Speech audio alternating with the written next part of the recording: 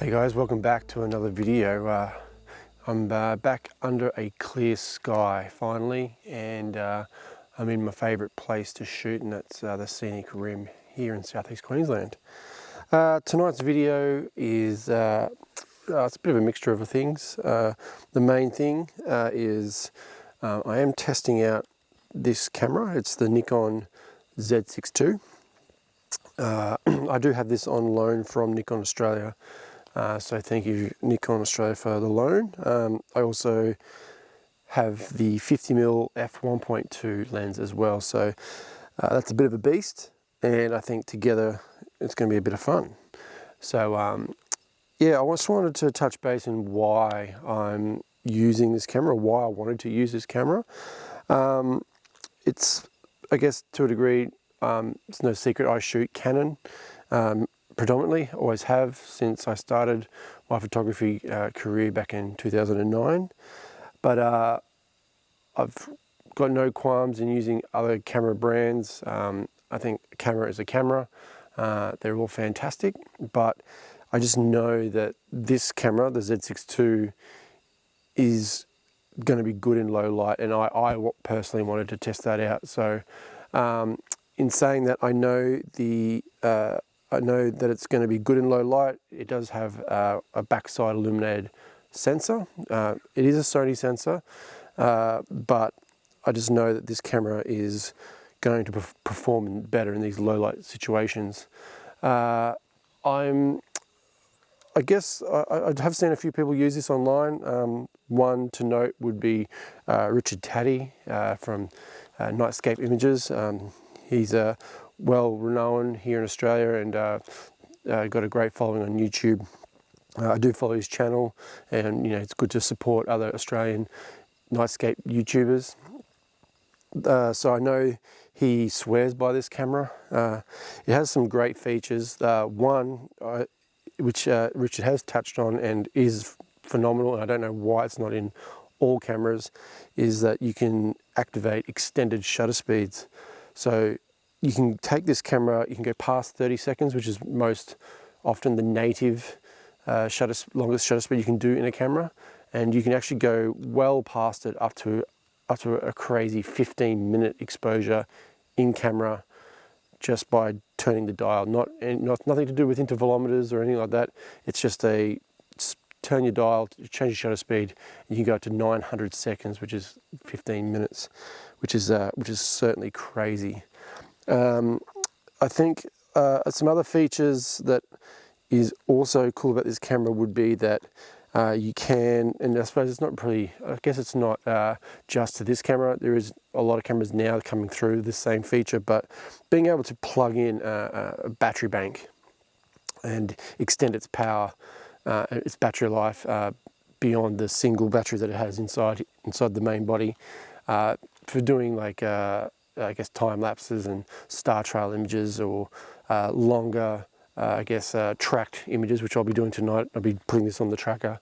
So having a big battery bank that powers the camera, could possibly power a tracker.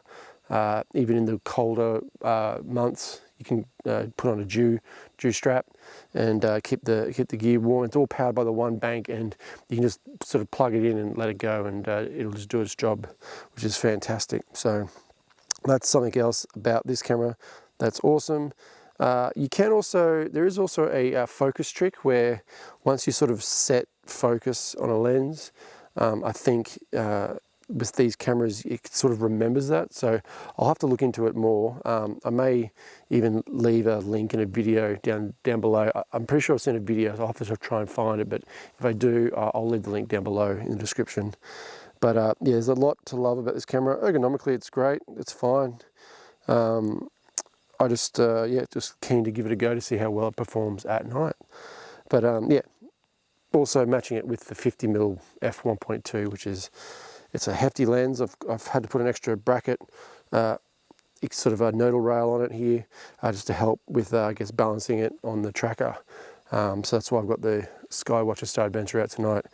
This will hold this camera and lens no problem with the counterweight. But yeah, I've got a bit of time to spare. The moon's still setting in behind me, but I guess I'll just get the camera set up on the tracker and make sure it's all dialed in and ready to go. But yeah, just wanted to touch base and why I was out here tonight using the Nikon Z6II.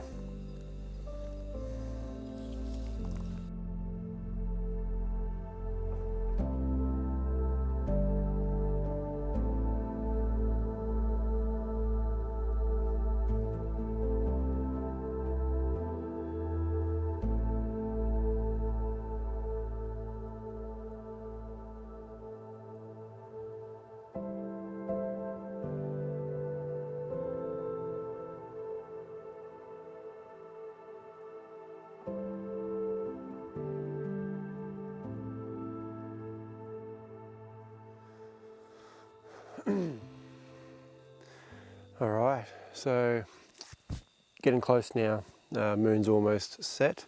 I probably will wait till it dips down below the horizon a bit, just to make sure that we get no ambient glow from the moon shining up through the into the sky. But what I'm going to do is I'm going to set my camera up on Orion. I do have some time to have Orion a bit higher in the sky, so I can get a good clean shot of it and rattle off a few exposures. So that's how I'm going to take this shot. I'm going to be tracking it. I'm going to shoot at f1.2. I want to try and push the 50mm lens to see how good it performs with sharpness and out to the corners. And I'm going to track it and take some multiple exposures for stacking and so on.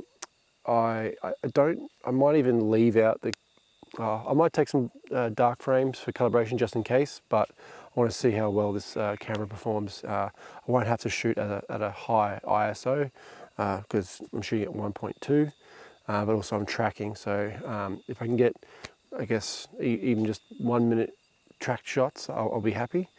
Fingers crossed my polar alignment's good. But yeah, I'll track the sky, and then once I've got my exposures and Orion starts getting down towards Mount Maroon, so that's right, that is Mount Maroon behind me. I did do a vlog a little while back. I'll leave a link up in the corner. And yeah, I was calling it Mount Barney when Mount Barney is actually a little bit further to the left of frame. That is Mount Maroon that we're looking at right now. So yeah, I'll wait for Orion to set. Should set pretty much over top of Mount Maroon. And once I've got my shots of Orion, I'll then switch over to do the foreground. Also in that last video, I did use the setting moon to illuminate my foreground, which helped and I can get the foreground shots a lot easier. But I just didn't like how it looked. It looked a bit odd, to be honest, because the moon was setting to the left of frame, shining across the scene. So I just didn't like how it was lit. So I'll just use long exposures and really push the camera to see how well it can pick up detail in this dark foreground. So that's how I'm going to shoot the shot. As I said, I'm using the 50mm, and 50mm sort of picks up the Orion and all the stuff around it. So we'll see how this guy performs with its, I guess, picking up that H alpha. It is designed to block most of that. So I think with the longer exposures, I think even with Nikons and Sonys, you do pick up a little bit. So we'll see how much. We'll see how much it shows up. But yeah, 50mm should work out quite well. I just don't know how I'm going to orientate this shot once I'm finished.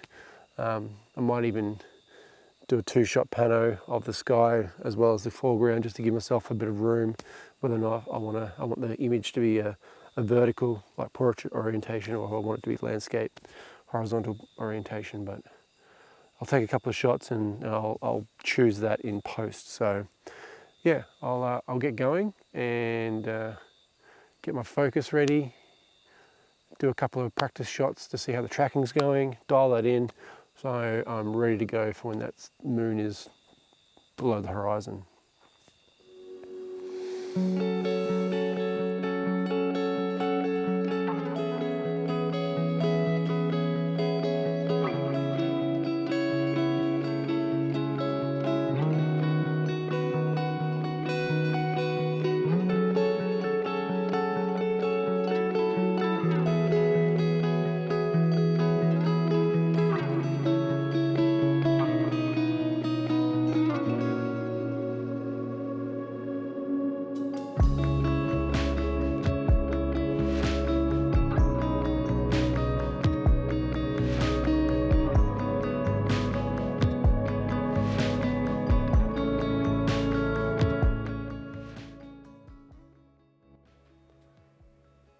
Okay, so I feel like I needed to chime in here. I did use the Z6II on the tracker, but yeah, I just couldn't go ahead with doing the pictures of Orion with it. I'm just so used to my modified camera, so I ended up using my modified Canon camera to shoot the sky image that you're seeing here, but the foreground was shot on the Z6II, and yeah, it performed beautifully. Considering that is the darkest section of this whole image, it just picked up detail with the 50mm 1.2, yeah, beautifully, and held those high ISOs and they just did a great job. So very, very happy. I'll just pop up some images here of the 50mm 1.2 at 1.2 of the sky, and you'll see and notice that in the corners there's these little angel wings, so stigmatisms. So yeah, probably wouldn't use this lens at f1.2 when shooting the stars, but yeah, overall the lens is good, but just probably not the best option when shooting astro.